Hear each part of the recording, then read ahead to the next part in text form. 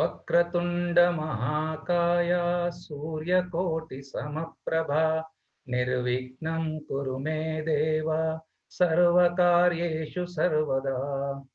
Shri Gurubhyo Namaha. Namaste. Welcome to this concluding session of our 20-week Bhagavad Gita class. It has been a great journey with you all, which commenced on 31st July 2020.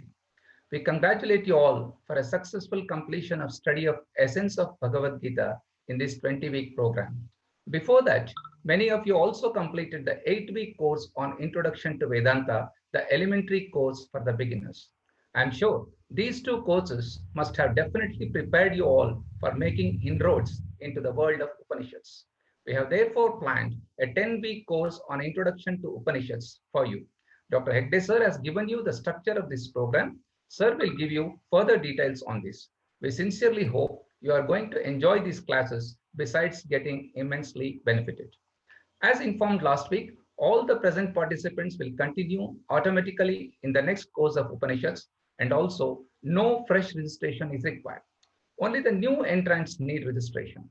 Link for registration for Upanishad classes are already available in Telegram as well as in WhatsApp groups, and you may forward to your friends and relatives who show interest. In response to our appeal, many of you have remitted your Guru Dakshina, for which Param Vedanta team is highly thankful. Agenda of our today's session includes summarizing the message of Bhagavad Gita, Ashirvachana by Gurus, and chanting of Guru Mantra. Now, I request Dr. Hegde sir to navigate the session further. Tvameva mata cha pita tvameva, tvameva bandhuscha sakha tvameva, tvameva vidya dravinam tvameva, tvameva sarvam mama deva deva, tvameva sarvam mama deva deva. As we come to the conclusion of the 20-week Bhagavad Gita program, it is a moment of great joy and a moment of great fulfillment. And we would like to express our profound thankfulness to so many of you who have participated so completely and have given us an excellent feedback and have encouraged us to pursue our sharing of whatever we have understood from our gurus. You will recollect about 5 to 6 months ago when we planned a very long 5-month program. We were in the middle of a pandemic and we were really not certain if we have taken the right decision. Thanks to the grace of God, thanks to all the support that we have received, we have had a wonderful conclusion of this 20-week Bhagavad Gita program. My profound thanks to Sri Krishna, our Gita Acharya, who has not only given us the Bhagavad Gita, which is the quintessence of Vedantic wisdom, but has also given us Acharyas who have made this easily digestible and meaningful for us. One way to thank Lord is to see the meaning of this particular verse, Vasudeva Vasutam Devam, Kamsa Chanura Mardanam, Devaki Paramanandam, Krishnam Vande Jagat Guru. The way we can repay thanks is to take the message of this verse, exactly what Sri Krishna did, brought tremendous joy to his parents. That means we live a life where we bring glory to our parents. Kamsa Chanura Mardanam, destroyed all the enemies of the society and made it safer for the people.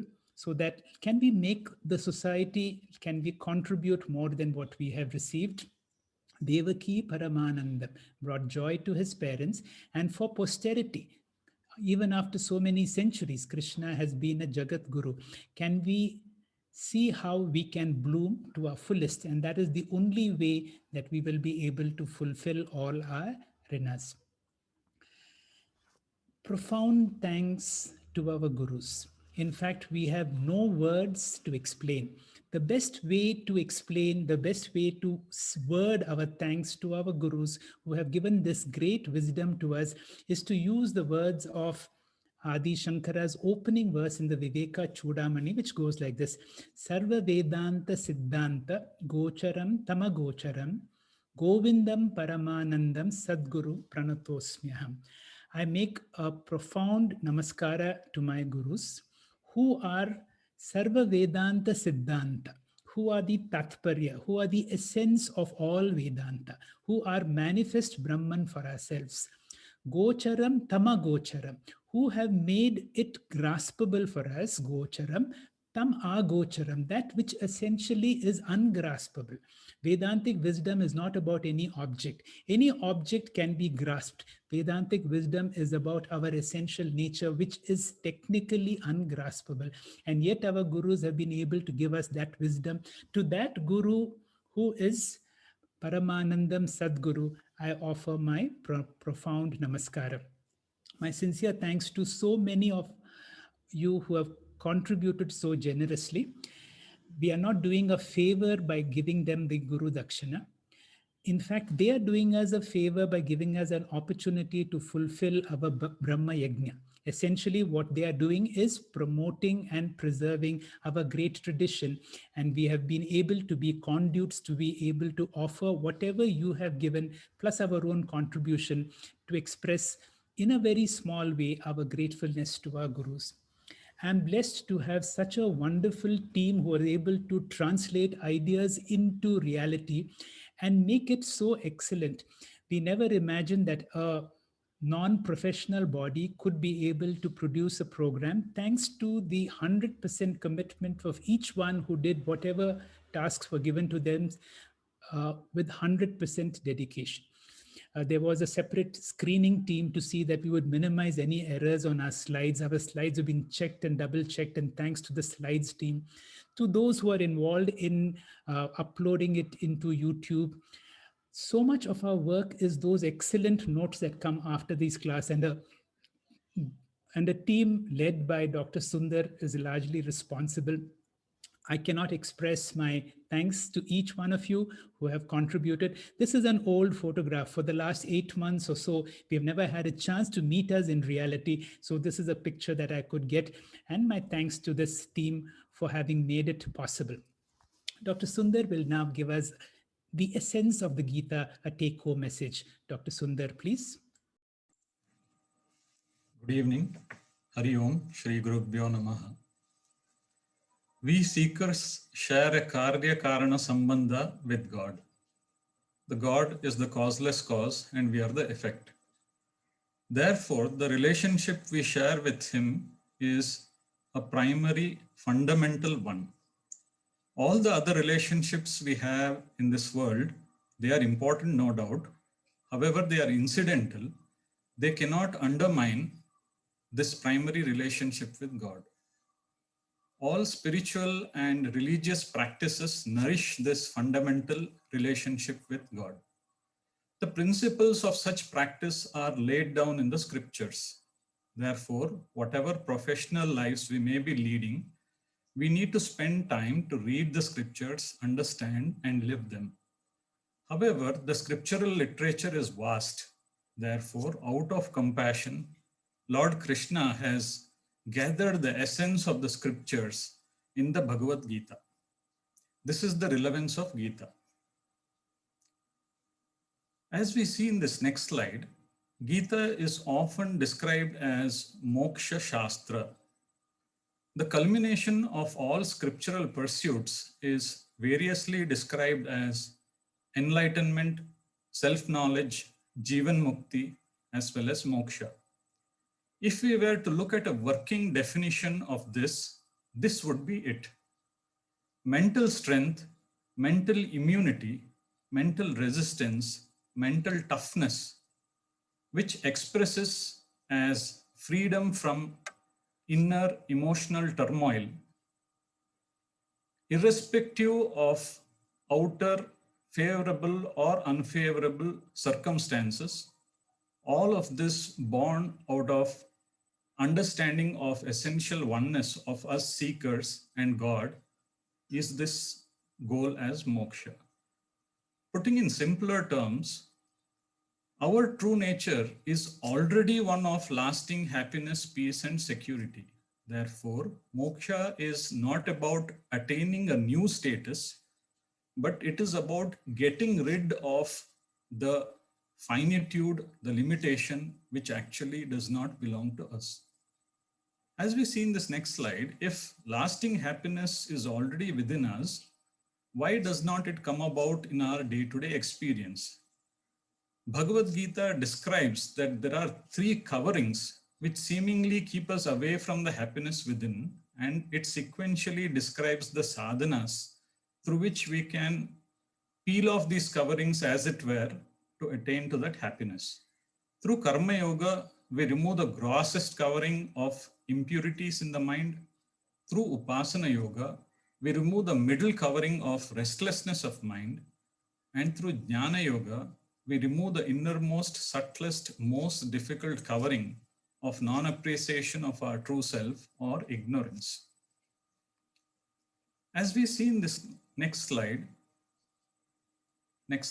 therefore, the Gita describes the steps of spiritual practice as do karma as yoga, then upasana as yoga, take the ticket to take the next journey, being purity of mind. The next journey is know through Jnana Yoga, then abide in the true nature of ourself and be free.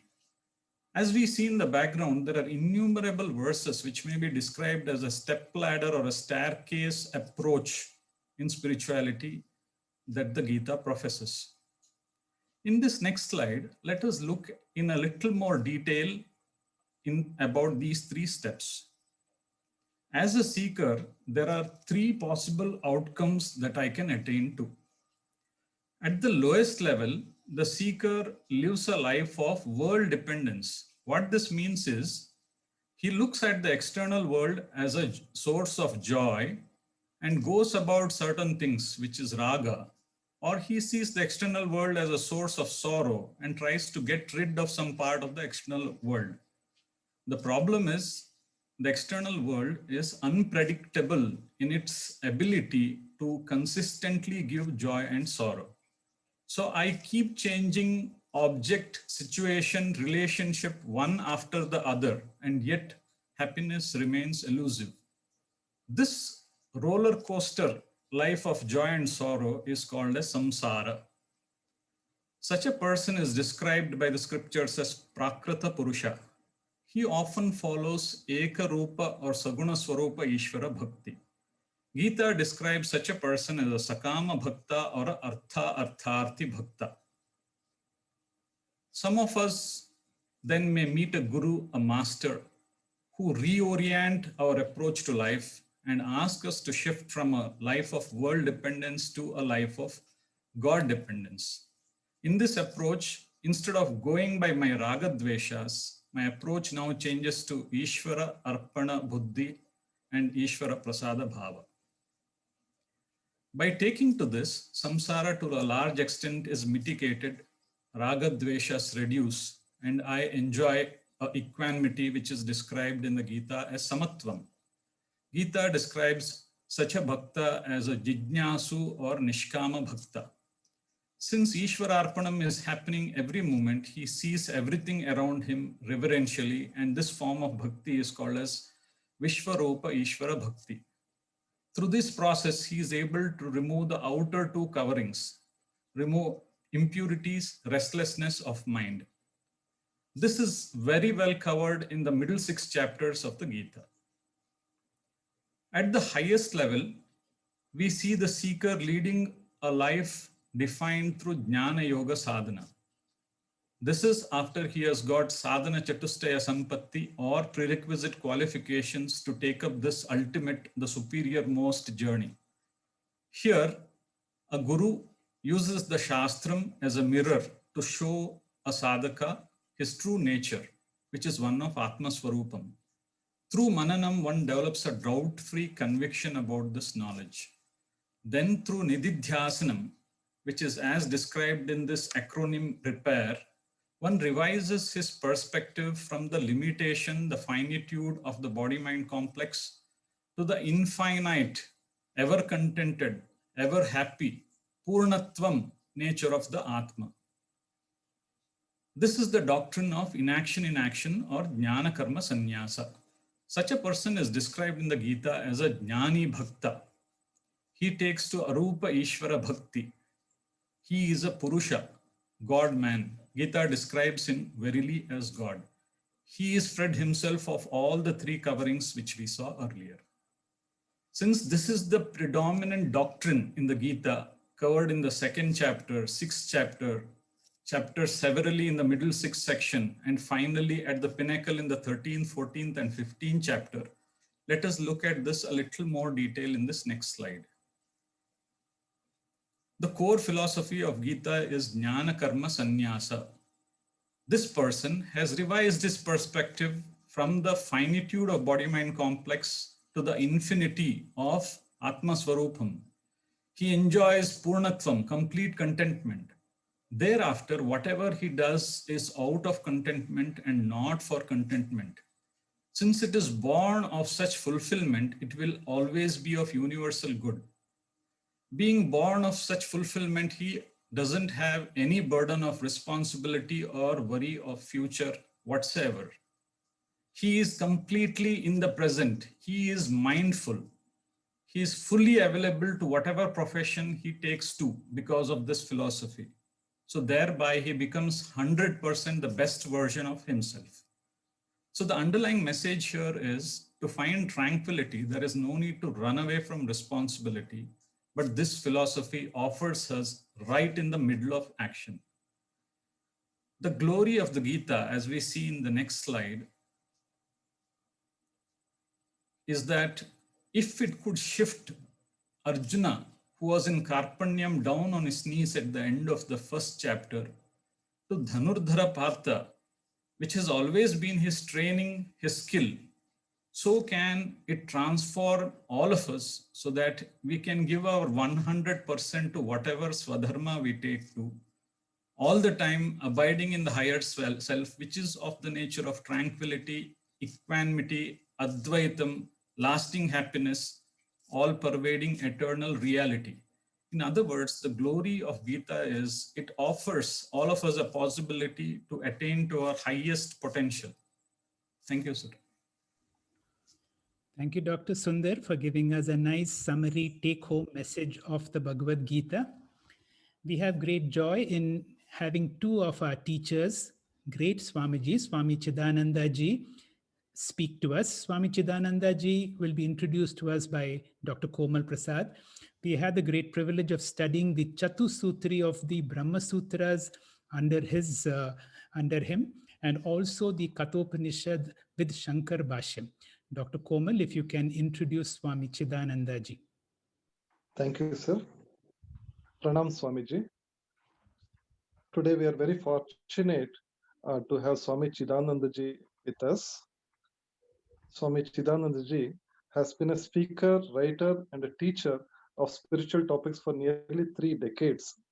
He is the founder and chief resource person of Fowai Forum, Flame of Who Am I Forum, a non-governmental organization engaged in dialogues on human values, promotion of spiritual studies, and serving all life forms.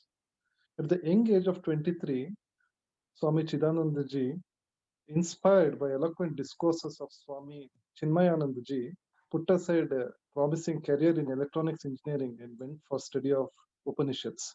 He studied in his Guru's ashram in Mumbai and thereafter served at the Master's Institution, that's Chinmaya Mission, for 16 long years. His thought evolved through coming in contact with the works of several great thinkers, notably Ramana Maharshi and Jiddu Krishnamurti. Since 2013, Swamiji has made Solan in Himachal Pradesh as his base, from where he travels to various places on lecture tours. Bangalore, Chennai, Pune, Mumbai, Goa in India has been his frequent places of visit, where his events are regularly held. San Jose, Fort Worth, and Tampa are among places in US where audiences await his classes. He carries on his pursuit of truth while sharing his observations with interested audiences through talks and writings. He often conducts seminars and workshops on a number of themes of executive training and value-based management. It's good to note that his early childhood was in Karnataka, born in Kundapara. Later, he received his engineering degree in Davanagere, Mysore University, and did his MTech from IIT Madras. We were fortunate to be associated with Swami Chidananda Ji from Param Vedanta group. For quite some time now, we were fortunate to have retreats with Swamiji on Brahma Sutras and Kathopanishads at Bangalore. This was before we went on the holy yatra to Manasarovar last year.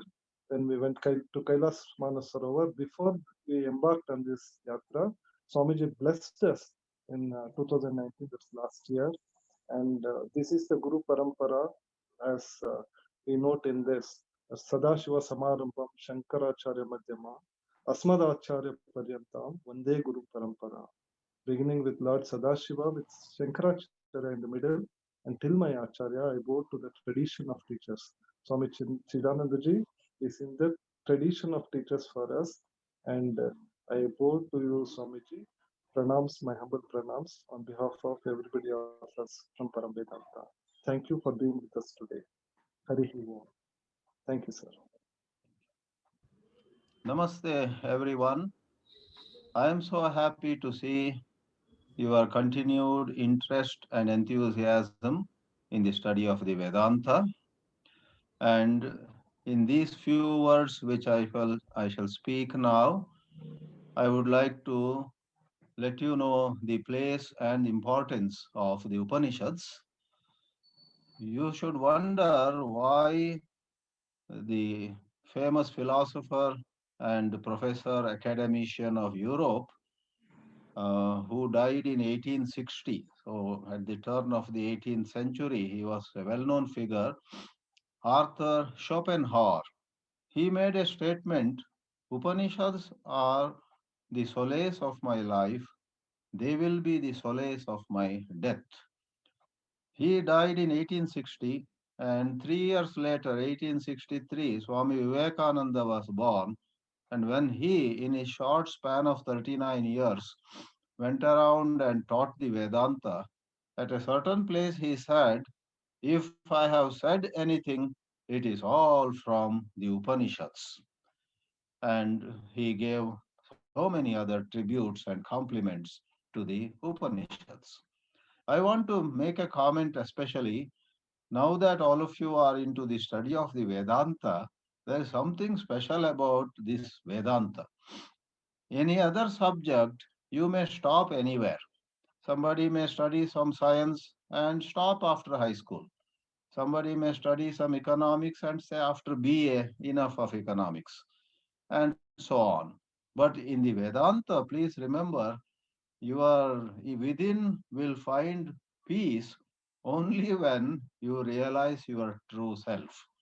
Therefore, until you gain mukti, you actually cannot afford to say goodbye to Vedanta.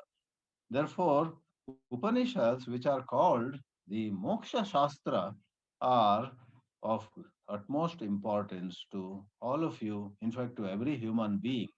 I congratulate all of you. You have already got into this study, and I urge you to take it forward and do not be afraid. The path will be easy for you with more and more inputs coming your way at the right time. There is a beautiful dhyana shloka of Bhagavad Gita. All of you have been studying the Gita and you know the shloka. Sarvopanishado gavo dogda gopalanandanaha partho vatsa sudhir bhokta dugdam gita amritam mahat.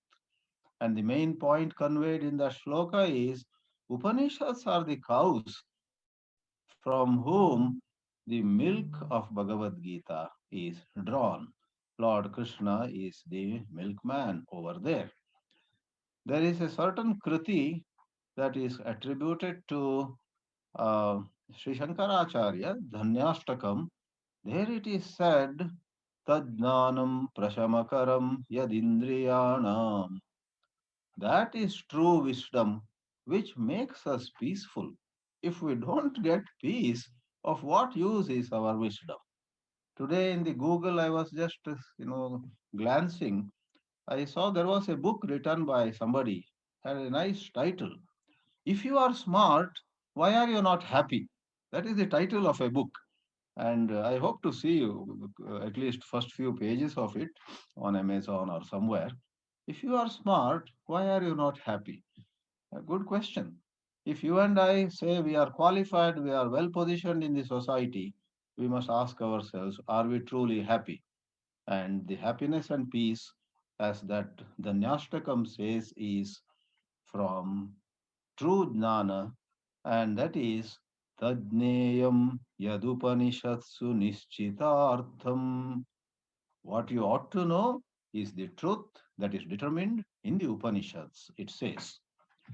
Now, Bhagavad Gita has an intimate relation with the Upanishads.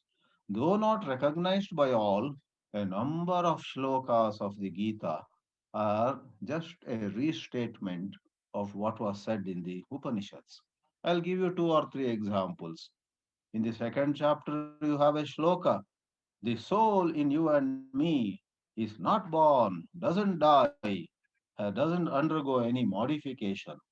Najayate mriyate va vipaschit or kadachit and so on. That is taken from Kathopanishad with just one or two words changed. Then you have in 13th chapter Sri Krishna saying the supreme truth is the light of all lights. And that is an echo of a mantra in Mundaka Upanishad which says, very famous mantra, न तत्र सूर्यो भाति न चंद्र तारकम nema vidyuto bhanti kutoyam agnihi. That mantra of the Upanishad gets restated in Jyotishamapi tajyotihi tamasa paramuchyate and so on. In the sixth chapter, Lord Krishna says to Arjuna that the spiritually awakened person sees himself or herself in all and all in himself or herself. In fact, Sarvabhutastamatmanam Sarvabhuteshu Chatmanam. That is the shloka in the Gita. That is a restatement of the Ishavasya Upanishad mantra Yastu Sarvani Bhutani Atmanyevanupashyati and Sarvabhuteshu Chatmanam Tatona Vijugupsate. Like that, there are many more. The Urdhvamula Madhashakam, with which the 15th chapter begins, it's a rewording of a Kathopanishad mantra. Now, I believe people have a little hesitation in taking the Upanishadic study. Really speaking, Upanishads are not they are not all abstract and high philosophy.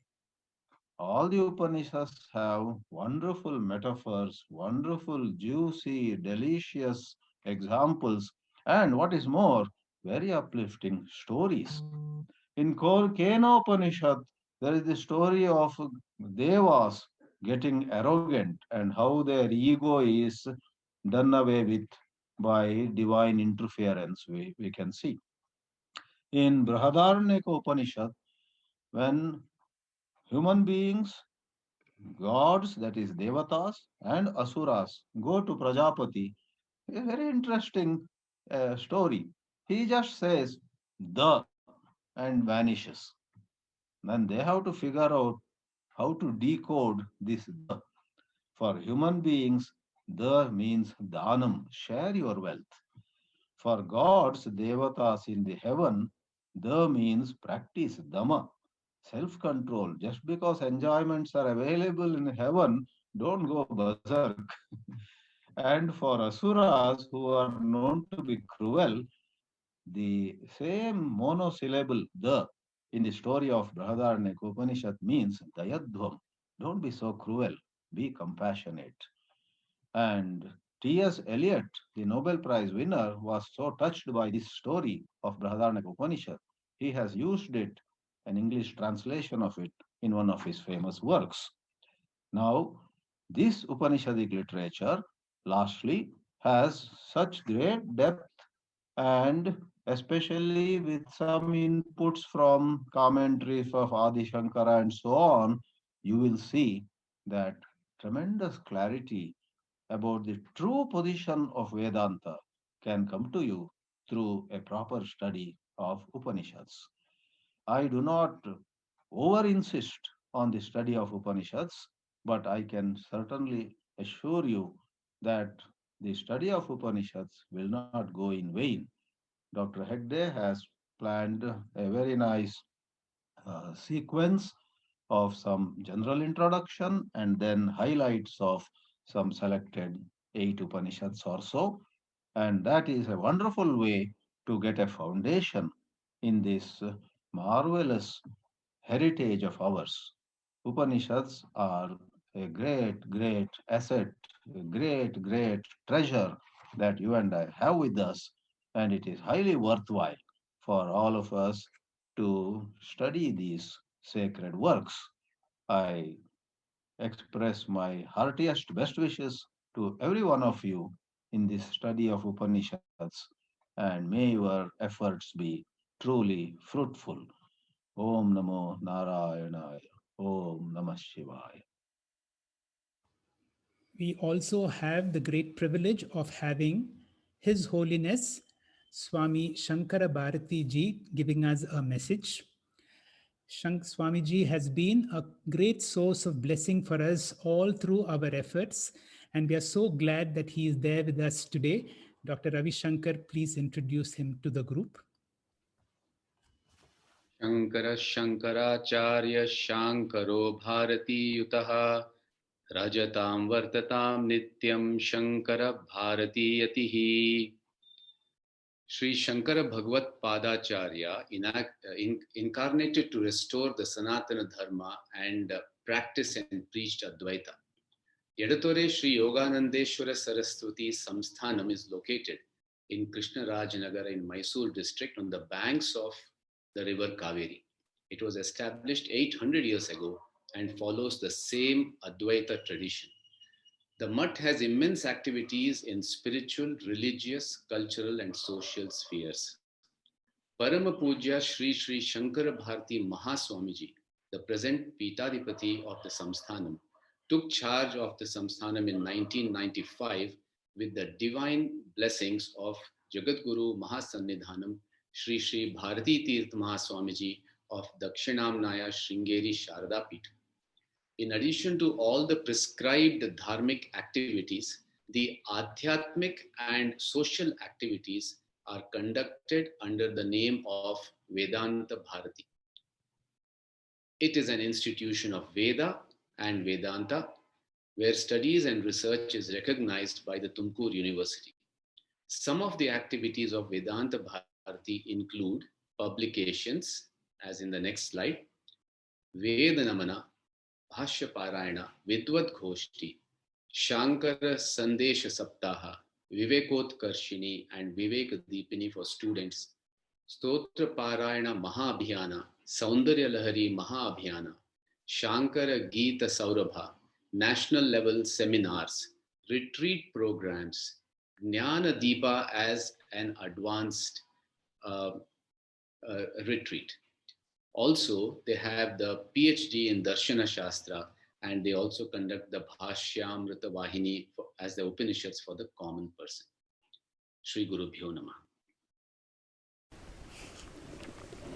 Ramaya Ramabhadraya Ramachandraya Vedhase Raghunathaya Nathaya Sitaya Pataye Namaha Shrutismriti Purananam Alayam Karunalayam Namami Bhagavat Padam Shankaram Loka Shankaram. Bhagavad Gita ಅನ್ನುವ ಹೆಸರನ್ನು ಕೇಳಿದ ತಕ್ಷಣ ಇದು ಮಹಾಭಾರತದಲ್ಲಿ ಬರುವಂಥ ಒಂದು ಭಾಗ. ಭೀಷ್ಮ ಪರ್ವದಲ್ಲಿ ಇದನ್ನು ನಾವು ಕಾಣಬಹುದು. 700 ಶ್ಲೋಕಗಳಿಂದ ಕೂಡಿದ್ದು ಮತ್ತು ಅಧ್ಯಾತ್ಮದ ಒಂದು ವಿಚಾರವನ್ನು ಇಲ್ಲಿ ಬಹಳ ಹೇಳ್ತಾರೆ ಅಂತ ನಾವು ತಕ್ಷಣ ಮನಸ್ಸಿಗೆ ತಂದುಕೊಳ್ತೇವೆ. ಆದರೆ ವಾಸ್ತವಿಕವಾಗಿಯೂ ಇದೊಂದು ಪ್ರಸ್ಥಾನ ಅಂತ ಅನ್ನುವ ಸ್ಥಾನವನ್ನು ಪಡೆದಿದೆ. 3 ಪ್ರಸ್ಥಾನಗಳು ವೇದಾಂತದಲ್ಲಿ, ಒಂದು ಸೂತ್ರ ಪ್ರಸ್ಥಾನ, ಇನ್ನೊಂದು ಉಪನಿಷತ್ ಪ್ರಸ್ಥಾನ, ಹಾಗೆ ಸ್ಮೃತಿ ಪ್ರಸ್ಥಾನ, ಅಂದರೆ ಇದು ಭಗವದ್ಗೀತೆ. ಅಷ್ಟು ಮಾತ್ರವಲ್ಲ, ಭಗವದ್ಗೀತೆ ಕುರಿತಾಗಿ ಅದನ್ನು ಒಂದು ಉಪನಿಷತ್ತು ಎಂಬುದಾಗಿಯೇ ಅನಾದಿ ಕಾಲದಿಂದಲೂ ಕೂಡ ಆಸ್ತಿಕರೆಲ್ಲರೂ ಶ್ರದ್ಧೆಯಿಂದ ನಂಬಿಕೊಂಡು ಬಂದಿದ್ದಾರೆ. ಅದಕ್ಕೆ ಕಾರಣವೂ ಇದೆ. ಭಗವದ್ಗೀತೆಯ ಒಂದು ಪಾರಾಯಣದ ಆರಂಭದಲ್ಲಿ ಒಂದು ಶ್ಲೋಕವನ್ನು ಹೇಳೋದನ್ನು ನಾವು ಕಾಣಬಹುದು. ಆ ಶ್ಲೋಕದಲ್ಲಿ ಸರ್ವೋಪನಿಷದೋ ಗಾವೋ ದೋಗ್ಧ ಗೋಪಾಲನಂದನ ಪಾರ್ಥೋ ವತ್ಸ ಸುಧೀರ್ಭೋಕ್ತ ದುಗ್ಧಂ ಗೀತಾಮೃತಂ ಮಹತ್ ಅಂತ ಭಗವದ್ಗೀತೆಯ ಮಹತ್ವವನ್ನು ತಿಳಿಸಿದ್ದಾರೆ. ಅಂದರೆ ಈ ಶ್ಲೋಕದಲ್ಲಿ ಹೇಳ್ತಾರೆ, ಉಪನಿಷತ್ತುಗಳೆಲ್ಲವೂ ಕೂಡ ಅದು ಹಸು ಇದ್ದಂತೆ. ಸರ್ವೋಪನಿಷದೋ ಗಾವಃ, ಈ ಹಸುವಿನ ಒಂದು ಕರೆಯುವಂಥದ್ದು ಯಾರು, ಹಾಲು ಯಾವುದು, ಅದರ ಕರು ಯಾವುದು, ಇದೆಲ್ಲ ಈ ಶ್ಲೋಕದಲ್ಲಿ ವಿಶೇಷವಾಗಿ ಉಲ್ಲೇಖ ಮಾಡ್ತಾರೆ. ಇದನ್ನು ವಿಶೇಷವಾಗಿ ನಾನು ಉಲ್ಲೇಖ ಮಾಡೋದಕ್ಕಿಷ್ಟೇ ಕಾರಣ, ಇಲ್ಲಿ ಬಹಳ ಮುಖ್ಯವಾಗಿ ಹಾಲನ್ನು ಹೇಳುವಂತಹ ಸಂದರ್ಭದಲ್ಲಿ ಈ ಹಸುವಿನ ಉಪನಿಷತ್ತುಗಳೆಂಬಂತಹ ಹಸುವಿನ ಹಾಲು ಯಾವುದಂದರೆ ದುಗ್ಧಂ ಗೀತಾಮೃತಂ ಮಹತ್ ಅಂತ ಹೇಳ್ತಾರೆ. ಪಾರ್ಥಃ ವತ್ಸಃ, ಅರ್ಜುನ ಕರು, ಸುಧೀರ್ ಭೋಕ್ತ, ಎಲ್ಲ ವಿದ್ವಾಂಸರು ಕೂಡ ಈ ಹಾಲನ್ನು ಸ್ವೀಕಾರ ಮಾಡ್ತಕ್ಕಂಥವ್ರು, ಇದನ್ನು ಅನುಭವಿಸ್ತಕ್ಕಂಥವ್ರು. ಹಸು ಕರೆಯುವ ಯಾರು ಅಂತಂದರೆ ದೋಗ್ಧ ಗೋಪಾಲನಂದನ ಅಂತ ಹೇಳುತ್ತೆ ಈ ಶ್ಲೋಕ. ಸ್ವತಃ ಶ್ರೀಕೃಷ್ಣನೇ ಈ ಹಸುವನ್ನು, ಉಪನಿಷತ್ತುಗಳೆಂಬಂತಹ ಹಸುವನ್ನು ಕರೆಯುವಂಥ ಕೆಲಸ ಮಾಡಿದ, ಅದು ಗೀತೆಯ ಮೂಲಕ ಅಂತ ಬಹಳ ಸ್ಪಷ್ಟವಾಗಿ ಉಪನಿಷತ್ತನ್ನು ಗೀತೆಯ ಜೊತೆಗೆ ಹೋಲಿಸಿದ್ದನ್ನು ನಾವು ಕಾಣಬಹುದಿಲ್ಲಿ. ಅಂದರೆ ಅಷ್ಟು ಮಹತ್ವವನ್ನು ಕೊಟ್ಟಿದ್ದಾರೆ. ಭಗವತ್ಪಾದ ಶಂಕರರು ಕೂಡ ಉಪನಿಷತ್ ಭಾಷೆಗಳಲ್ಲಿ, ತಮ್ಮ ಬ್ರಹ್ಮಸೂತ್ರ ಭಾಷೆಗಳಲ್ಲಿ ಅಲ್ಲಲ್ಲಿ ಗೀತಾಸು ಅಂತ ಹೇಳ್ತಾರೆ. ಅಷ್ಟು ಮಾತ್ರವಲ್ಲ, ಈಶ್ವರ ಗೀತಾಸು ಅಂತ ಮತ್ತೆ ಶಬ್ದವನ್ನು ಪ್ರಯೋಗ ಮಾಡ್ತಾರೆ, ಅಥವಾ ಸ್ಮೃತೇಹೇ ಅಂತ ಹೇಳ್ತಾರೆ. ಇಲ್ಲೆಲ್ಲ ಉಪನಿಷತ್ತಿಗೆ ಸಂವಾದಿಯಾಗಿರತಕ್ಕಂತಹ ಭಗವದ್ಗೀತೆ ಶ್ಲೋಕಗಳನ್ನು ಉಲ್ಲೇಖ ಮಾಡ್ತಾರೆ ಭಗವತ್ಪಾದ ಶಂಕರರು. ಇದರಿಂದ ನಾವು ವಿಶೇಷವಾಗಿ ಉಪನಿಷತ್ತುಗಳ ಒಂದು ಸಾರ ಭಗವದ್ಗೀತೆ ಅನ್ನೋದನ್ನು ಬಹಳ ಚೆನ್ನಾಗಿ ಮನಸ್ಸಿಗೆ ತಂದುಕೊಳ್ಬಹುದು. ಅಷ್ಟು ಮಾತ್ರವಲ್ಲ, ಭಗವದ್ಗೀತೆಯ ಭಾಷ್ಯದಲ್ಲೂ ಕೂಡ ಭಗವತ್ಪಾದ ಶಂಕರರು ಶ್ರೀಕೃಷ್ಣ ಭಗವಂತ ಎರಡು ಋಕ್ಕುಗಳನ್ನೇ ಇಲ್ಲಿ ತಂದುಬಿಟ್ಟ ಅಂತ ಹೇಳ್ತಾರೆ. ನಜಾಯತೆ ಮ್ರಿಯತೇವಾ ಅಂತ ಭಗವದ್ಗೀತೆಯಲ್ಲಿ ಬರುವ ಶ್ಲೋಕವನ್ನು ನಾವೆಲ್ಲ ಕೇಳಿದ್ದೇವಲ್ಲ, ಆ ಶ್ಲೋಕದ ಭಾಷ್ಯವನ್ನು ಬರಿಬೇಕಾದರೆ ಭಗವಂತ ನೇರ ಎರಡು ಋಕ್ಕುಗಳನ್ನು, ಎರಡು ಮಂತ್ರಗಳನ್ನು ಇಲ್ಲಿ ತಂದಿದ್ದಾನೆ ಅಂತ ಹೇಳ್ತಾರೆ. ಅಂದರೆ ಕಠೋಪನಿಷತ್ನಲ್ಲಿ ಮಂತ್ರ ಬರುವುದನ್ನು ಕಾಣಬಹುದು ನಾವು. ಹಾಗಾಗೇ ಇದೆ, ಶಬ್ದಗಳು ಕೂಡ ಹಾಗೇ ಇದೆ. ಅಷ್ಟು ಮಾತ್ರವಲ್ಲ, ಭಗವದ್ಗೀತೆಯ ಬಹುತೇಕ ಎಲ್ಲ ಶ್ಲೋಕಗಳಲ್ಲಿಯೂ ಕೂಡ ಉಪನಿಷತ್ತಿನ ಉಪದೇಶದ ಅಂಶವನ್ನು ನಾವು ಕಾಣಬಹುದು. ಹಾಗಾಗಿ ಉಪನಿಷತ್ತನ್ನು ತಿಳ್ಕೊಳ್ಬೇಕು ಅಂತ ಅನ್ನೋರಿಗೆ ಈ ಭಗವದ್ಗೀತೆ ಇದೊಂದು ಕೈಪಿಡಿ ಇದ್ದ ಹಾಗೆ. ಆರಂಭಕ್ಕೆ ನಾವು ಭಗವದ್ಗೀತೆಯ ಒಂದು ವಿಚಾರವನ್ನು ಚೆನ್ನಾಗಿ ತಿಳ್ಕೊಂಡಿದ್ದೇ ಆದರೆ ಆಗ ಉಪನಿಷತ್ತುಗಳು ಏನು ಹೇಳ್ತಾವೆ ಅನ್ನೋದನ್ನು ಬಹಳ ಚೆನ್ನಾಗಿ ಮನಸ್ಸಿಗೆ ತಂದುಕೊಳ್ಬಹುದು. ಅದಕ್ಕಾಗಿ ಅಧ್ಯಯನದ ಒಂದು ಪದ್ಧತಿಯಲ್ಲೂ ಕೂಡ ಸಾಮಾನ್ಯವಾಗಿ ಭಗವದ್ಗೀತೆಯನ್ನು ಮೊದಲು ಪಾಠ ಮಾಡುತ್ತಾರೆ, ಅದಾದ ಮೇಲೆ ಉಪನಿಷತ್ತುಗಳನ್ನು ಪಾಠ ಮಾಡೋದನ್ನು ಕೂಡ ನಾವು ಕಾಣಬಹುದು. ಈ ದೃಷ್ಟಿಯಿಂದ ಶ್ರೀಮಾನ್ ಡಾಕ್ಟರ್ ತಿಮ್ಮಪ್ಪ ಹೆಗಡೆಯವರು ಈಗಾಗಲೇ ಬಹಳ ಒಂದು ದೊಡ್ಡ ಸಂಖ್ಯೆಗೆ ಆನ್ಲೈನ್ನ ಮೂಲಕ ಭಗವದ್ಗೀತೆಯ ಒಂದು ವಿಚಾರವನ್ನು ತಿಳಿಸಿದ್ದಾರೆ. ಇನ್ನು ಮುಂದೆ ಆ ಉಪನಿಷತ್ತಿನ ವಿಚಾರವನ್ನು ತಿಳಿಸಬೇಕು ಅನ್ನೋ ಒಂದು ಸಿದ್ಧತೆಯನ್ನು ಮಾಡ್ತಾ ಇದ್ದಾರೆ.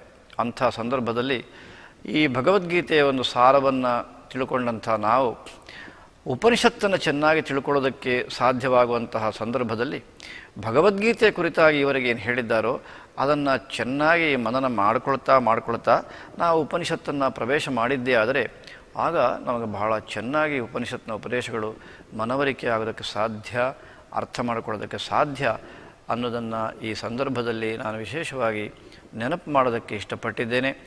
ಶ್ರೀಮಾನ್ ಡಾಕ್ಟರ್ ತಿಮ್ಮಪ್ಪ ಹೆಗಡೆಯವರ ಈ ಒಂದು ಪರಿಶ್ರಮ, ವೇದಾಂತದ ಒಂದು ವಿಚಾರವನ್ನು ಸಮಸ್ತರಿಗೂ ತಿಳಿಸಬೇಕು, ಆಸಕ್ತರಿಗೂ ತಿಳಿಸಬೇಕು ಅನ್ನೋ ಒಂದು ಪರಿಶ್ರಮ ಇದು ಅತ್ಯಂತ ಶ್ಲಾಘನೀಯವಾದ್ದು. ಅವರಿಗೆ ನಮ್ಮ ಆರಾಧ್ಯರೆಯವರು ಪರಿಪೂರ್ಣವಾದ ಅನುಗ್ರಹವನ್ನು ಮಾಡಲಿ, ಅವರು ಈ ಕಾರ್ಯದಲ್ಲಿ ಸಫಲತೆಯನ್ನು ಕಾಣಲಿ ಅಂತ ಈ ಸಂದರ್ಭದಲ್ಲಿ ಆಶಿಸ್ತಾ ನನ್ನ ಮಾತನ್ನು ಮುಕ್ತಾಯ ಮಾಡ್ತೇನೆ. ಹರ ನಮಃ ಪಾರ್ವತೀ ಪತಯೇ ಹರ ಹರ ಮಹಾದೇವ. ಸೀತಾಕಾಂತ ಸ್ಮರಣಂ ಜಯ ಜಯ Rama. I wish to express my profound thanks to both the Swamijis for sharing their message on the importance of Upanishads for a student of the Bhagavad Gita. Having had a foundation on the Bhagavad Gita, we would like to introduce, over a 10-week course, a few principal Upanishads.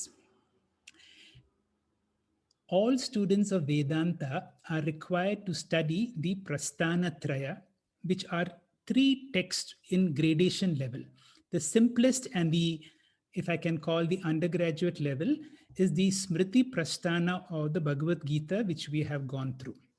The next higher level, many teachers call it the postgraduate level, is from the Shrutis, from the Vedas, and those are the Upanishads or the Vedanta. That is what we are going to speak.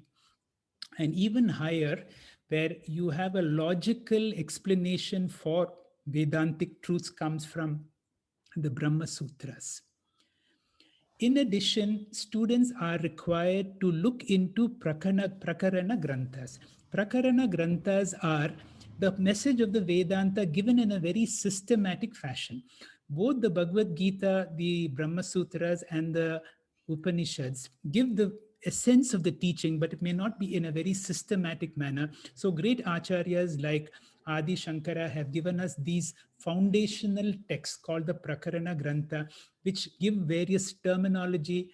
And therefore, these are the books that are recommended to be studied, like Viveka Chudamani, Atma Bodha, Vyakya Vritti, Tattva Bodha, Panchadashi, Drikdrisha Viveka, and so on. This 10-week program, we plan to study after a break of about 2-3 weeks. We plan to study it immediately after Shankranti. The announcement will come, but Shankranti is on 14th of January. Most likely our first class will be on the 15th of January, on Friday. Friday at the same time at 6:45 p.m. onwards, we will have the first 3 weeks where we will have the fundamentals of Vedanta. It will be a sort of a revision class to build our foundations on which we build our understanding of the Upanishads. And these are the exceedingly delightful and beautiful Upanishads to take a glimpse at. And each class we would like to summarize the Upanishads and also introduce the important verses. Perhaps one of the greatest gifts that we have received from ancient India, the greatest treasure that we have, is the Upanishads. And you will see when you enter into the world of Upanishads. Osho had some lovely words to say about the Upanishads. He says, we are now entering into the most enchanting and mysterious world of the Upanishads. Never before and never after has human consciousness attained to such Himalayan heights. The days of the Upanishads were truly golden. He says this is the highest as far as spiritual quest is concerned. There are many synonyms for Upanishads. Like the word Vedanta actually is synonymous to Upanishad. Veda Anta, that means the end portion of the Vedas. Jnana Kanda, because it is all about knowledge which removes ignorance about our true nature. Atma Vidya or Brahma Vidya are both synonymous to understanding about our true nature, which are all synonyms for Upanishads. That means Upanishads, Vedanta, Jnana Kanda, Atma Vidya, Brahma Vidya all mean the same. All of them are in Sanskrit. This language is also called the language of the gods, called Deva Vani. The script is the city where they lived, Devanagari. Sanskrit is the oldest language on earth. The word Samskrita means somebody who's transformed or refined. How did the language get so refined? The language was refined because so many enlightened people use this language. It is said something of their joy, something of their understanding has penetrated into the language. The Vedas are also called Shrutis. Shruti means that which is heard. So it was in existence long before scripts came, and it was handed over by oral traditions from father to son for many generations. The Vedas can be classified as the initial part of the Vedas, called the Veda Purva, and the end portion or the philosophical portion of the Vedas called the Veda Anta. The Veda Purva deals with various religious activities to fulfill human desires like Dharma, Artha, and Kama. The Vedanta deals primarily about the philosophical aspects, how to attain Purnatvam, how to attain to Moksha. This is a very wonderful verse which comes from the Mundaka Upanishad, which is a transition from a person who's been a success in the outer world, who has done very well for himself. But he has discovered, however successful I am, the gap between me and my dreams have always been a constant. And such a person is called in this verse Pariksha Lokan, a person who has examined his worldly life, Karma Chitan. What have I accomplished through all my work? Brahmano means a wise person. And nirvedyam is a certain kind of a frustration. You know, how much I have achieved, but still there is a gap. There is something still unfulfilling. And he realizes something. Nasti akrita kritena. That means the infinite, which I want, can never be attained by finite means. And once you know the limitations of your accomplishment in the outer world, then you know that true Purnatvam, true fulfillment can come not from any further doing what I've always done. Somebody has so nicely said, if you always do what you always did, you will always get what you always got. And such a wise person now decides to turn inwards. Tat Vignartham. Once this wisdom has come, he goes to a person who has accomplished inwardly. Saha Gurum Eva Abhigachet.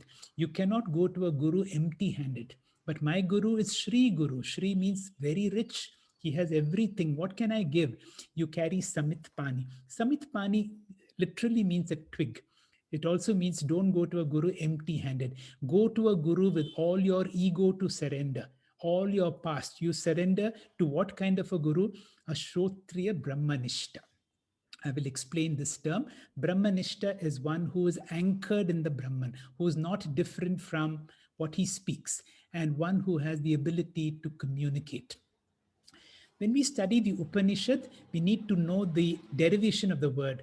Upa means Guru Upasadanam, going towards a guru. Ni means you don't sit at the same level, you sit closer to his feet. You sit on the ground at a lower level. Ni means to sit down. Shad means to destroy my limitations, my jivatvam, my bondage, the samsara, my ignorance. This is one meaning of upa, ni, and shad. There is another meaning. Upa means something very close to you. And what is very close to you? Your Atma, your real self is that which is close to you. Upa means close. Ni means Nischaya Jnanam. This wisdom should be a matter of conviction. I should have absolutely no doubt about it. Shad means one who takes you towards this. So this is another meaning of Upanishad. Upanishad also means Shravanam, Mananam, and Nidityasanam. Upanishads can be classified as major Upanishads and minor Upanishads. What is the picture of Sri Rama and Hanuman? There is one Upanishad called the Muktiko Upanishad, where the teacher is Sri Rama and the student is Hanuman, and where Sri Rama says there were so many Upanishads, and now we realize we have lost so many of them. Of these, 108 are now available. 10 of them have been commented by Adi Shankara and other great masters, and because we have the commentaries of these teachers, they are considered as the major Upanishads. And these 10 have been so selected because they give the essence of all the Vedantic teaching, and they have also been discussed in the Brahma Sutras. I would have to say, in the history of the Mughals, we had Aurangzeb's oldest brother, Dara Shikoh. He had studied our Upanishads, and he has translated over 50 of them into Persian. And that's how it went into the Western world, and Max Muller was able to take it to the Western world.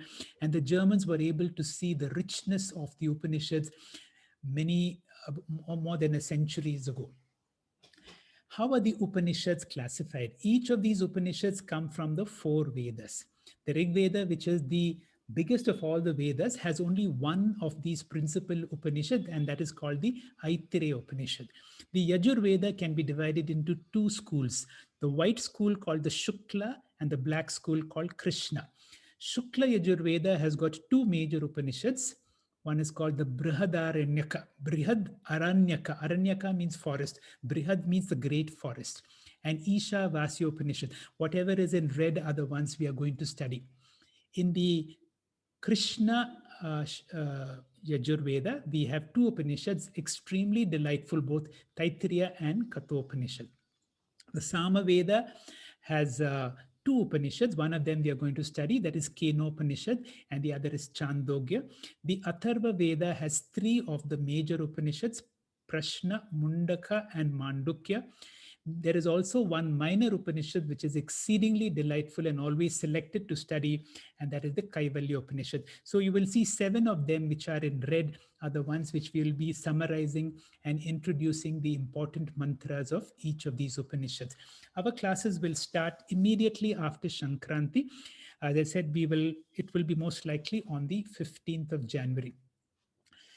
How many Upanishads should we study? Somebody asked Bhagwan Ramana. So he said, do you shave every day? He says, yes. Do you use a mirror? He says, yes. How many mirrors do you need to see your face? Only one. But of course, sometimes if you have more mirrors, you will see yourself. And that is the beauty of seeing yourself in different directions. And that is how the Upanishads help us to see us in different directions. The Upanishads are extremely rare knowledge. We may be Indians, we would heard the word of Upanishads. You ask so many very religious people, what do they know about the Upanishad? Other than the names of the Upanishads, very, very few people have been able to venture into the world of the Upanishads. That means the student is extremely difficult to find. Very few people venture into the world of the Upanishads, and you are those rare ones who have entered. To find a teacher of the Upanishads is again extremely rare. And then the subject of the Upanishads, like for instance in medicine, if you're teaching about the brain or the heart, you can show a specimen and teach. But here, there is no object to teach. It is about our very subjectivity. And that is why you need very difficult different types of skills to be able to teach the Upanishads. The teacher is called a Shrotriya Brahmanishta. Shrotriya means one who has the ability to communicate the subtle teachings in a way that the student is able to grasp, which is extremely rare. Brahmanishta means one who is anchored in the Brahman, who is not apart from the Brahman, who manifests Brahman in everything that he does. And we have in our country so many of them. And I can tell you, many of our teachers are absolutely underemployed. And once you develop a taste of the Upanishads, you will see in this country, you will have so many teachers who are able to communicate the Upanishads for us. The student, as I said, is very rare, but if you have the basic qualifications, which we will touch on, what are these basic qualifications? One of the important qualifications is a deep desire to study Upanishads. If that desire, that is called Tivra Mumukshutvam, I want it. And if that want is very intense, all the other qualifications will be attained. The key word in the Upanishads is Brahman. We have heard of Brahmaji, the creator. That is why I put that Chaturmukha Brahmaji is very different from Brahman of the Upanishads. Brahman is my essential subjectivity, which has no form and therefore cannot be picturized. But Brahmaji can be picturized. So my real nature or consciousness cannot be put into any picture. And if you have to study the Upanishads, by the end of these classes, or that means 10-week class, we should be able to answer these questions. What is Brahman? Where is this Brahman located? What is my relationship with Brahman? What is the nature of Brahma Vidya? Brahma Vidya is a unique type of knowledge, not something that we have studied. Of course, what we have studied in the Bhagavad Gita is also Brahma Vidya. What is the method of knowing this Brahman? And what is the benefit? We would like to know what is the benefit of all this. What is Brahman? Simple definition is the big, the infinite one. Brihat means the big or the biggest. Brahman can also be called Sat Chit Ananda. Sat means that which is. Perhaps this is one of the most difficult part of the whole Upanishad. I'll tell you well in advance that this is difficult. Even though it is difficult, if there is a determination that I will understand, I will pursue. I'm saying it is difficult, but it is possible for us to be able to understand and manifest. Sat Brahman, I will tell you right in the beginning, is one of the most difficult things to understand, but make that commitment that I will know what is Sat Brahman. Chit is easier to understand. Chit is that consciousness which is expressing as the person who's speaking. Chit is the one who's listening in you. Ananda is a word to describe limitlessness or anantatvam. The word ananta means limitless. When do we have dukkha? Whenever there is limitations. I have only this much space, this much money, this much time. I don't have more of it. Then whenever I experience limitations, I have dukkha. But whenever I have limitless time, limitless space, limitless resources, when there is no limits, I experience anantatvam. And anantatvam manifests as ananda. Ananda does not mean happiness. Ananda means purnatvam. Another simple definition is Brahman is the cause of the world. Brahman is that which from which I have come, which has given birth to me, that which sustains me, and that to which I go back to. Another way to understand, where is Brahman located? If something is infinite, it is all pervading, so it must be everywhere. If it is everywhere, it must be in me also.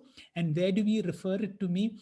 Symbolically as within the cave of one's own heart. If you want to put a reference part, it is there within me, and there it is there outside me also. What is my relationship with Brahman? Let us be very clear. Brahman is none other than myself. So Brahman, the word is, Mahavakya is Tat Tvam Asi. You are that. This is called the Guru Vakya. The Guru will tell you, you are that. And when you understand that, you have to say, yes, Guruji, Aham Brahma Asmi.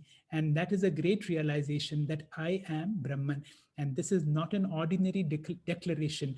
It is a superlative declaration. And that is where the joy and the glory of knowing these Upanishads. Now, we should know what is the nature of this knowledge. Even this question is a little technical. For example, I have never seen Mount Kailash, but I have read about it. I've seen YouTube videos. So that means the knowledge about Mount Kailash is indirect. Any form of indirect knowledge is called paroksha. Is Brahma Vidya paroksha? The answer is no, it is not paroksha. Now, one day I travel to Mount Kailash and I go to the north face and I see it directly with my own eyes. Now, when I'm able to see it with my senses, this is called pratyaksha jnanam. Now I'm able to experience directly, that is called pratyaksha. Question, is Brahma Vidya something I can see and experience directly? The answer is, it is neither paroksha nor pratyaksha. When it is you, what is the word for it? And the word for it is called aparoksha. It is neither outside me, nor in front of me, nor neither remote nor. And that understanding that I am that, not my body, not my mind. I have to be able to filter through this body and mind, which is only an instrument that helps me to discover that infinite source within me. And that is what is our whole vision of Brahma Vidya. So Brahman is not an object. The Brahman is the essential subjectivity. How do I get to know? Of course, we need to approach a teacher. This has to be done under the guidance of a teacher, because otherwise, if I hold a mirror, I will not be able to, I will only see my body. I will not be able to see beyond my body. All the Upanishads are only mirrors. A guru will tell you how to hold the mirror in a way that you see beyond your body mind, and to be able to see the embodied who is expressing through your body and mind. Once the teacher gives you this wisdom, then we do what is called mananam. We reflect on this. So Shravanam is listening to spiritual wisdom. Mananam is clarifying all your doubts and your having doubt-free knowledge. And once I have doubt-free knowledge, it is like adding a sweetener to your drink. I stir it so that every cell of my body is impregnated with this wisdom, and I'm able to manifest that. And this is called Vedantic meditation or Nidityasanam. What is the benefit of knowing Brahman? The benefit is Purnatvam. In this life, I experience what is called being a mukta. My body has limitations, my mind has limitations, but now I understand that I, the embodied, have no limitations whatsoever, and that gives you a complete sense of fulfillment. And once this body drops, the teachers in the scriptures declare there is nothing left for it to come back. And this is the experience of total liberation or moksha. This is a glimpse of what we are going to how the Upanishads are taught. It is through a wonderful master-student dialogue. I'm just touching you on this because when I first shared this with somebody, this person was so intrigued. He said, "Is that so? Then I have to study it." The Mundaka Upanishad has a dialogue where the student comes to the teacher and says, "Bhagwan, O master, what is that knowing which everything becomes known?" Which means the master knows something where everything worth knowing is known. And this is what is called Sat Brahman. And this is very well elaborated in Mundaka Upanishad, which is the first Upanishad that we are going to study. Then there's another very delightful Upanishad, and especially those who are in the medical field are able to appreciate this Upanishad, where the student goes and asks the teacher, "My Lord, I'm able to see. I'm able to hear. I'm able to speak. Who is that seer in me? Who is that listener in me? Who is that power that makes me speak?" And the teacher says, that is that Chit principle, that driving force. And that very nicely brought out in Kena Upanishad. That is why Swami Anubhavananda calls it, it's one of the sweetest Upanishads, Sugar Kena Upanishad.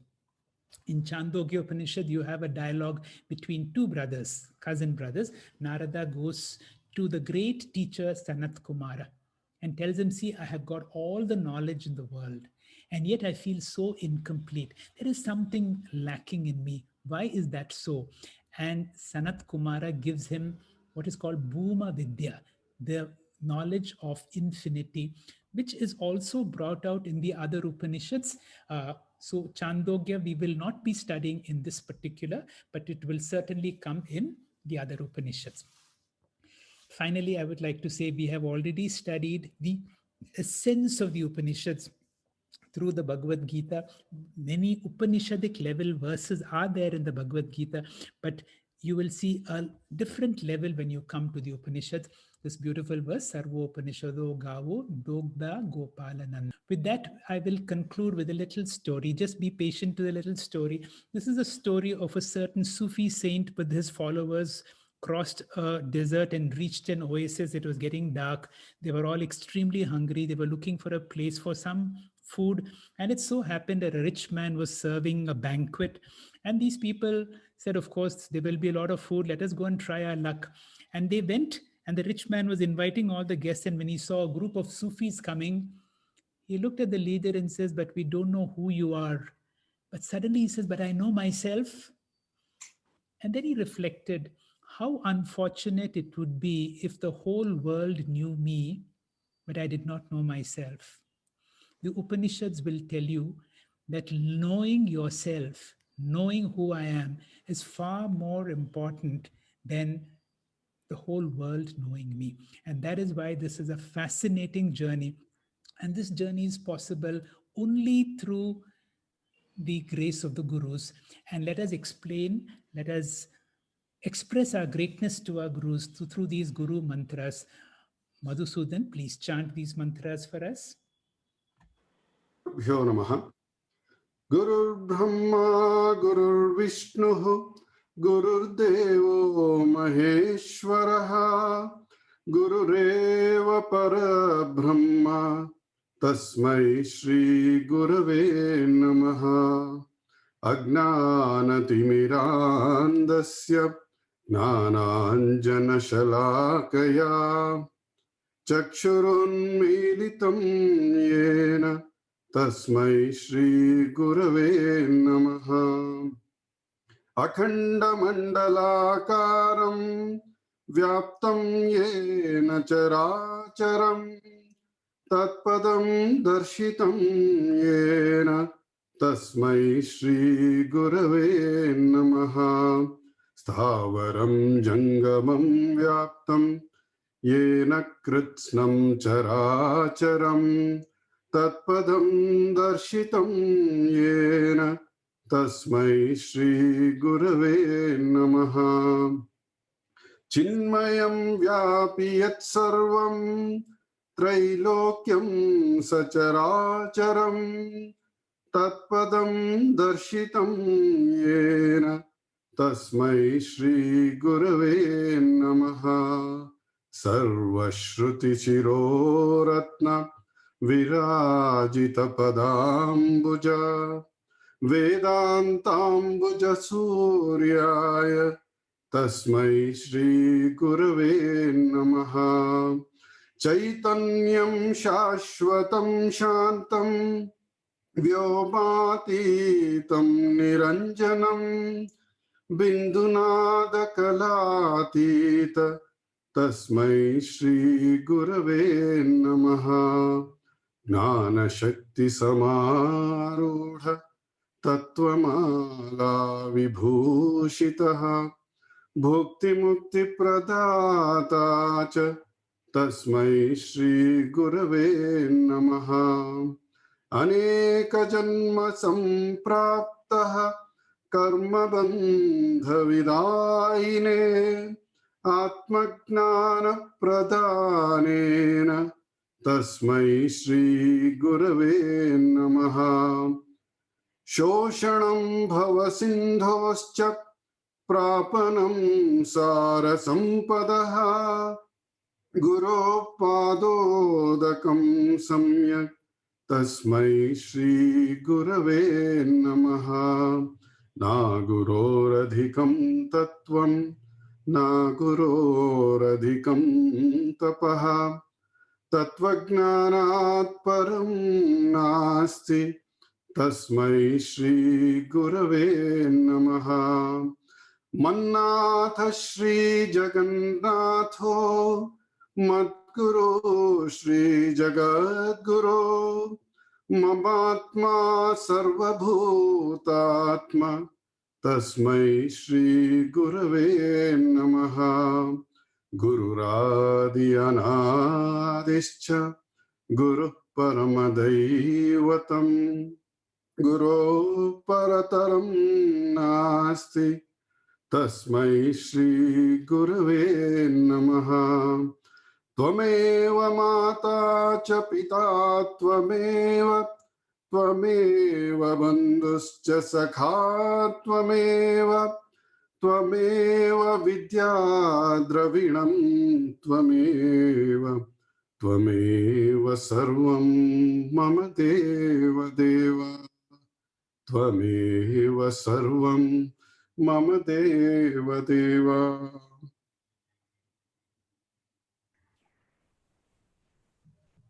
Thank you, Madhu, for a divine and soulful chanting. Friends, that brings the curtains down on this 20-week Gita class. Team Param Vedanta profusely thanks you all for your interest, involvement, and cooperation, without which this tremendous success wouldn't have been possible. I have to remind you that all further notification related to Upanishad course will be on Telegram. Hence, kindly join Telegram using the link provided on the groups. Present WhatsApp groups will continue till completion of Gita Jayanti celebration. Gita Jayanti celebration will continue on Monday. We will come with some more shlokas from chapter 12. So let's meet on Monday evening, same time. Please log in before 6:45 p.m. local time. Namaste. Om Purnamadah Purnamidam Purnat Purnamudachyate Purnasya Purnamadaya Purnamevavashishyate. Om Shanti Shanti Shanti Harihi Om.